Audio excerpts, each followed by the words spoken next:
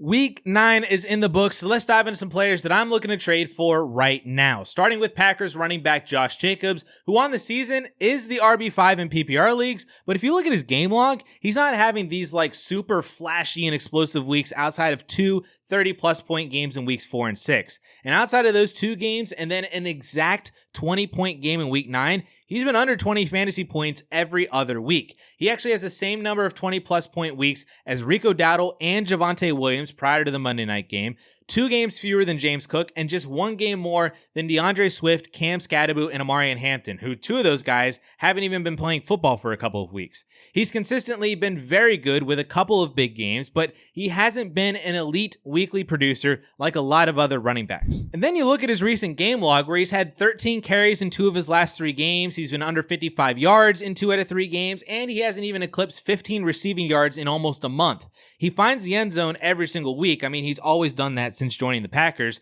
so the touchdowns have kept his production afloat in the mid to high teens for fantasy, but had he not scored those touchdowns, he's in the 8 to 10 to 12 fantasy point range, and I think that this lack of usage is just due to him being banged up. He's been a limited participant in practice with a calf injury for 3 weeks in a row, and they've been willing to use Emmanuel Wilson a bit more to keep Jacobs fresh throughout the games and only really using him when they really need to. At the end of the day, though, it is still Josh Jacobs. He is a top 10 fantasy running back and an impact RB1 on your team. He's in a great offense with a very healthy workload on the ground and through the air. He has a great schedule moving forward, is the 7th best among running backs moving forward with a very good playoff schedule, and with Tucker Kraft out for the year, I do kind of wonder if Jacobs sees more of the check down or screen game usage that Kraft was getting recently, which could really help Jacobs' ceiling even more if he is averaging, say, 4+ targets a game over the next 2 months. So because it is still Josh Jacobs, you definitely still need to be paying up. I would be pivoting off of guys like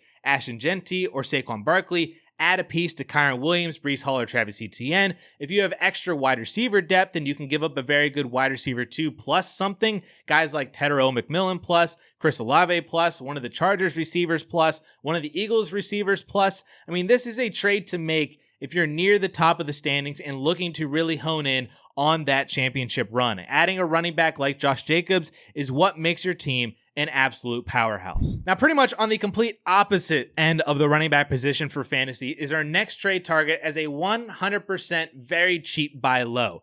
It is Patriots running back Rhamondre Stevenson. And I know it is very gross, but I still believe that Rhamondre is the starting running back for New England moving forward. I know we were all excited for Travion to be the starter on Sunday and just take over the backfield, but he only had 55 yards on 14 carries, which is sub 4 yards per carry, and he was good through the air, 4 yards per reception, 4 catches for 32 yards, but Terrell Jennings still split the backfield touches with 11 carries and also got the goal line touchdown. I mean, they just do not care that we think Travion is the better running back. They will use Rhamondre in the same role that he had when he comes back from injury. And the main reason to buy Rhamondre is the Patriots have the easiest rest of season schedule for running backs moving forward, with a 6-game stretch of the Jets, Bengals, Giants, Bills, Ravens, and then the Jets again as their final 6 games of the fantasy season starting next week in week 11. They do have a week 14 bye, which does suck, but if you're buying him as a depth piece and possible flex starter, the bye week being that late shouldn't really be that impactful for your overall team. But Rhamondre's best games this year have come against bottom 10 defenses against the run. Against Miami, he totaled 142 yards on 16 touches and scored 21 PPR points. Against Buffalo, he wasn't great efficiency-wise. He only had 27 yards on just 9 touches, but he did score twice, put up nearly 15 fantasy points.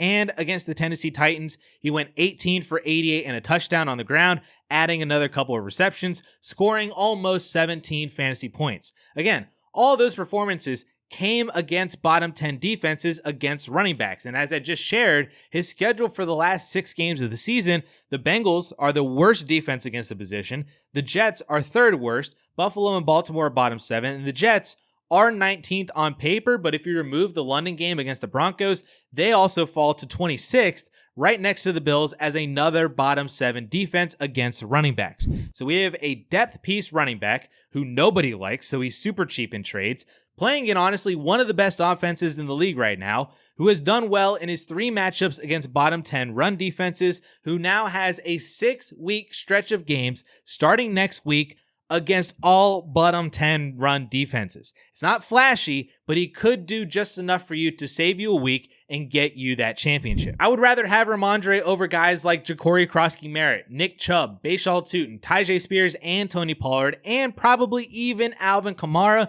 because he looks completely done and that New Orleans Saints offense just really sucks. I'd be pivoting off of Rachaad White before Bucky Irving gets back, pivot off of Kareem Hunt before Isaiah Pacheco is back, off of Bam Knight before Trey Benson is back. I mean, Rhamondre Stevenson should be very cheap to acquire, but again, he might just be the perfect bench player to have ready as a flex option should you need it. Moving to the wide receiver position, I know it's not always ideal to buy a player fresh off of a 30-point game, but T. Higgins is probably worth it as a very high upside fantasy wide receiver too now that Joe Flacco is there.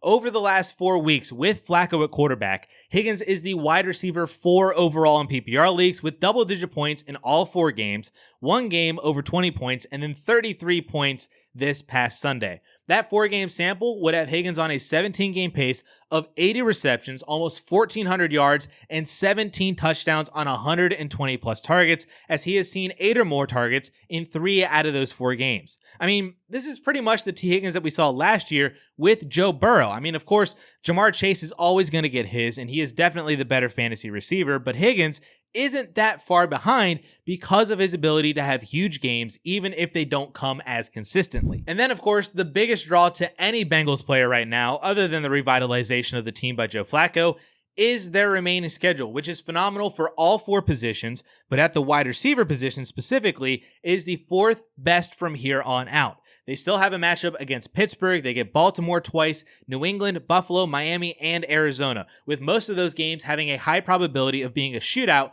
given how bad Cincy's defense is and how subpar the opposing defenses are against the pass as well. They do have a bye week this week, so you won't have Higgins if you buy him now, but that's kind of part of the reason why I think Higgins could be more acquirable this week is because teams who drafted him probably didn't start off hot because he wasn't great with Joe Burrow and was definitely not good with Jake Browning. And now that they've maybe won a couple of games, now that Joe Flacco is there, and they don't have T. Higgins this week, they could be a little bit more desperate for a win to keep their playoff hopes alive, and you might be able to snag T. Higgins. I would begin trade offers centered around an upside wide receiver 3 plus something. Players like Quinton Johnston or Keenan Allen, Jordan Addison, DK Metcalf, Tedderell McMillan, or maybe sell high on Jameson Williams after a very good game from him on Sunday. I would also consider pivoting from receivers like Marvin Harrison Jr., Cortland Sutton, Rome Odunze, George Pickens, and possibly even Nico Collins, because T. Higgins just has more weekly upside right now, and his boom weeks are going to be way more helpful for you, and perhaps a little bit more predictable too than any of those other guys. Lastly, I just want to reiterate some players that I've highlighted in these videos over the past couple of weeks who are still really good buys right now. Quinshon Judkins is back from his bye week and is also practicing off of the injury that he had in week 8. He's a workhorse running back who has a very nice schedule for the rest of the year that you could buy as a very good RB2 right now. Similarly, Chase Brown has been much better for fantasy since Joe Flacco took over, and now Samaje Perine is out for multiple weeks, meaning Brown is going to be even more involved than he already was in a much improved offense. He's probably still pretty cheap because he did sting a lot of people who drafted him that he could also be a really nicely acquirable but very solid RB2 for the rest of the year. Then we have Jaylen Waddle, who continues to produce without Tyreek Hill and is the wide receiver 8 in fantasy since week 5, with 4 games over 14 fantasy points, 2 of which were actually over 20. He is Miami's wide receiver 1. He sees great target volume. He has the explosiveness to be kind of like a Jackson Smith and Jigba light as a very strong top 15 player rest of season. And finally, I highlighted Mark Andrews 2 weeks ago based on the return of Lamar Jackson and his remaining schedule being quite literally the easiest at the tight end position for the rest of the year. And then in the Ravens' first game after that video dropped, Andrews scored 2 touchdowns in their blowout win against the Dolphins last Thursday night. He's not an elite tight end anymore for fantasy, but he can absolutely be a top 10 weekly option with better odds of scoring a touchdown on any given week than a vast majority of tight ends. Plus, he is also super cheap, so if you don't have a lockdown tight end option, I would be taking a look at trying to get Mark Andrews as we head into crunch time. But if you're looking for some help with defenses or kickers to stream this week, or even just for the rest of the season, I highly recommend checking out Kayla's videos from earlier this week right up here.